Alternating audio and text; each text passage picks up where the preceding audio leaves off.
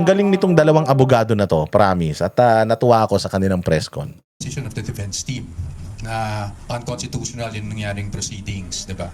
Ngayon, ang tinitingnan natin, ang sinasabi talaga natin dito, just to simplify things, sa Constitution, very clear naman yung nakasulat.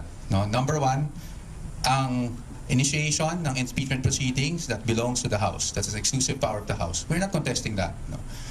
But, pagdating sa trial, that power exclusively belongs to the Senate. Napaka-clear niyan. Kaya ang sinasabi lang namin dito is hindi naman pwede dito sa pag-initiate pa lang ng proceedings nagkakaroon na ng tinatawag ka namin na mini-trial.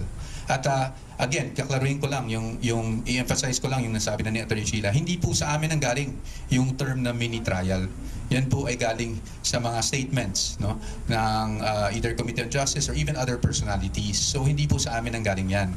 That's why we're contesting it. Ngayon, ano ba ang trabaho para sa amin ng Committee on Justice? At least sa aming pananaw. And again, with all due respect, no, to the members of the committee and the committee itself. Ang trabaho po ay to determine, sabi nga nila, kung ito ay iaakyat na sa plenaryo at iaakyat na eventually sa Senado, hindi ba? So ang parati namin sinasabi, kahit sa previous interviews ko, ang gagawin lang naman is to evaluate the complaints and the evidence at hand. No? Kung ano yung mga naka-attach na ebidensya doon sa complaint. So yung pagpapatawag ng mga witnesses and all those things. And, Diba? Ang linaw-linaw. Evaluate yung reklamo, evaluate yung mga ebidensya, at kapag sufficient na ito, may probable cause, inaakyat na sa plenaryo para pagbotohan. Tapos kapag napagbotohan na ron kung ano yung mangyayari, pag na-impeach sa Congress si VP Sara, diretso na yan sa Senado. Ganun lang yun kadali. Kanina, si Terry Ridon tinanong nung ni Rufus Rodriguez. Basta yun, yung congressman sa CDO. Doon ba sa sa nire-request mo, may mga naka-attach bang annexes? Wala. Eh yung sa ganito, meron bang naka-attach na mga annexes? Wala. So ibig sabihin, wala kang ebidensya. Nang hihingi, sinusubpina mo ito para magkaroon ka ng ebidensya. Fishing expedition yan. Diba? Ilang beses siyang sinita doon. Fishing expedition yung ginagawa ninyo. Nung una pa lang naman, nung una nagpunta si Inday Sara sa Committee on Good Government ni Chua, sinabi niya na this is a fishing expedition. They are preparing for an impeachment. Oo, they don't have an evidence and they're gonna conduct investigations for them to gather evidence para gamitin for my impeachment. Oh, hindi ba? Tama si Inday Sara. Ito na nga, nangyayari na ngayon. 2 beses nang nangyari ito. At sinasabi nga dito ng abogado na ito lang po ang malinaw na trabaho, mandato ng Kongreso. I-evaluate yung mga ebidensya, i-evaluate yung reklamo. Kapag nakita nila sufficient ito, nakita nila na sapat ito, punta na sa plenaryo. Tapos, punta na ng Senado. Wala nang dapat hearing na nagaganap. Oo, bibigyan nila ng pagkakataon yung isinasakdal kung sasagot ba siya sa mga paratang sa kanya. Pero pag sinabi nung nasasakdal, hindi, sasagot na lang ako sa korte. Di ba ganyan naman yung mga kinukulong, di ba? O, di ba nakakulong na, nahuli si Boss Dada na sobrang gandang lalaki, nagkagulo mga babae, kaya ikinulong siya. O, tas i-interviewin ako ng media. Anong masasabi mo? Sa korte na lang po ako magpapaliwanag. O, di ba? Sa korte na lang po ako sasagot. Korte. Korte ba ang Kongreso? Hindi. Sabi ni Llamas na utak ulul. Si Llamas na utak tinga, utak gingivitis. O, anong sabi niya? Parang sa barangay lang yan. Halimbawa, may nagreklamo sa iyo sa barangay, haharap ka, di ba? Haharap ka. O, kung gusto mong linisin yung pangalan mo. O, haharap ka sa barangay. Eh, hindi naman barangay yan. At kung sakali man na magkaroon ng hearing sa barangay, nasa iyo din yun kung aatin ka sa barangay o hindi. Kasi pag hindi ka umatin sa barangay, ang gagawin lang naman ng barangay, ayaw umatin. O, iakyat na natin to sa korte. Ikukulong ba siya ng barangay? Yung barangay ba pipilitin siyang ipatawag para makipag-usap doon sa nagrereklamo sa kanya? Hindi. Ang gagawin ng barangay, iakyat niya sa korte. So kung yung barangay parang Kongreso, ganun lang din yun. May nagrereklamo, ayaw humarap nung nirereklamo. Anong gagawin nung barangay? Anong gagawin nung Congress? Iaakyat na yan doon sa korte para doon na kayo mag-usap-usap kasi ang korte ang merong kapangyarihan para sintensyahan ka, makulong ka o hindi. Sila ang may kapangyarihan, hindi Kongreso. So bobo yung analogy ni Llamas. Oo, ganun talaga sa barangay. Pero marami ding mga nagrereklamuhan sa barangay na hindi naghaharap doon. Hindi naghaharap doon. Pag hindi nagharap doon, automatic, diretso na sa ano yan, diretso na sa piskalya yan. Oo, pagdating sa piskalya at hindi pa rin nagkasunto, diretso na yan sa korte, tanga. Obo.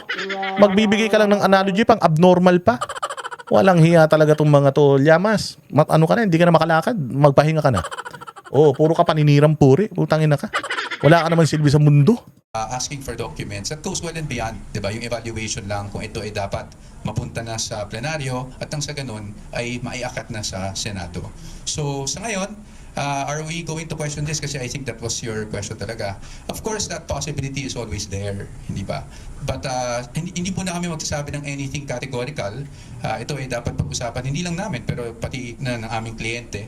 At titingnan natin kung anong mangyari. That's why we have been monitoring these proceedings from day one. And then we'll let you know kung meron na kaming desisyon ukol doon.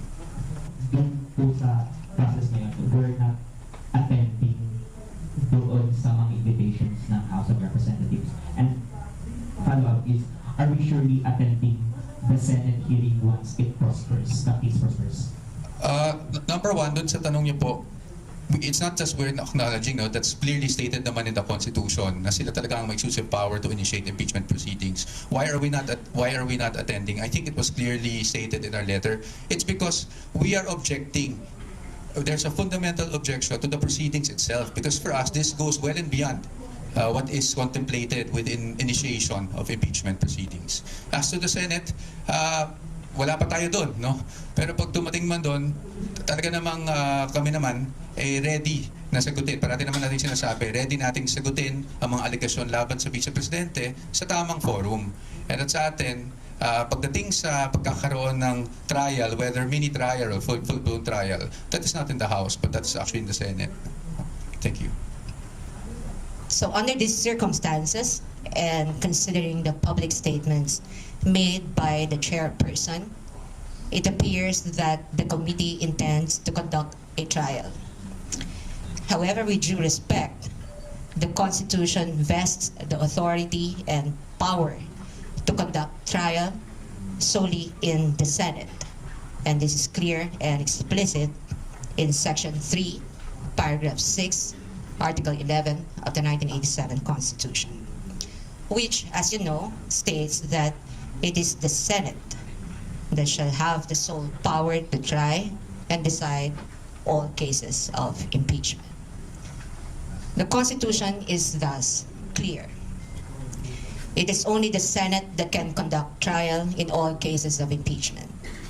And while Section 3, Paragraph 2, Article 11 allows the committee to conduct a hearing for purposes of submitting its report to the House of Representatives within 16 session days from referral, the same does not give the committee any power or jurisdiction to conduct any form of trial, whether mini or full-blown, much less receive and try any evidence. That impeachment rules must be compliant with the Constitution is made clear in Francisco versus House of Representatives, wherein the Supreme Court declared Section 16 and 17 of Rule 5 of the Rules of Impeachment Proceedings adopted by the 10-12 Congress unconstitutional.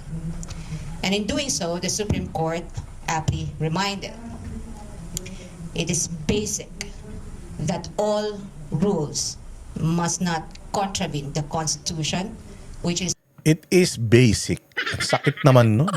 Attorney naman, grabe ka naman magsalita. Ang sakit naman nung it is basic. Basic na nga, hindi pa nila maintindihan. Ano ba naman yan? the fundamental law. In light of these, while the invitation for the respondent and counsel to participate in the committee's mini-trial is well noted, we cannot, however, do so at this point on the ground that the committee and/or the House of Representatives, as well as any of its members, lack jurisdiction to conduct any form of trial or exercise any of its incidents. Absent such jurisdiction, any attempt to proceed in the nature of any form of trial or to invoke powers ancillary to it is unconstitutional. Consequently, The respondent puts on record her objection to any requests, motions, or similar efforts aimed at obtaining or fishing for supposed evidence through processes that necessarily presuppose the existence of lawful authority and jurisdiction under the Constitution, which in this case is absent. As timely stated in the appearance and consolidated answer both made ad cautelam, the respondent does not waive any jurisdictional or other objections she has to these proceedings, nor her right to seek the appropriate legal remedies. Nonetheless, she is prepared to meet the charges against her before the proper jurisdiction. Yon. Linaw. Very simple, very basic. Isa ito sa mga legal remedies, legal remedies that's available for VP Sara Duterte. Wala siyang nilabag na batas at wala siyang lalabagin na batas kung hindi siya haharap dito. Pero pagdating na sa Senado, wala na siyang choice. Haharap na siya doon at ready na siya. Wag nang dito sa Congress.